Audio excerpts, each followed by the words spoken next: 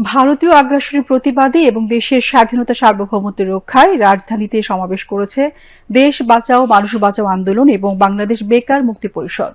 সমাবেশে অন্যান্যের মধ্যে বিএনপি যুগ্ম মহাসচিব ইমরান সালে প্রিন্স, লেবার পার্টির সভাপতি লায়ন ফারুক রহমান, জাগপার সহসভাপতি রাশিদ প্রধান বক্তৃতা করেন।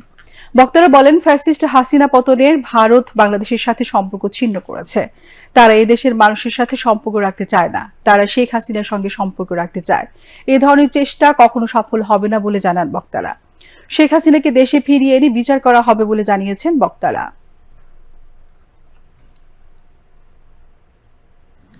বাংলাদেশ বিরোধী ভারতের অপতৎপরতা ও আগ্রাসনের বিরুদ্ধে বিক্ষোভ সমাবেশ করেছে জাতীয় গণতান্ত্রিক পার্টি জাগপা। সমাবেশে অন্যান্যের মধ্যে বিএনপি জাতীয় স্থায়ী কমিটির সদস্য ডাক্তার AZM জাহিদ হোসেন, জাগপা সভাপতি খন্দকার লুৎফর রহমান বক্তৃতা করেন।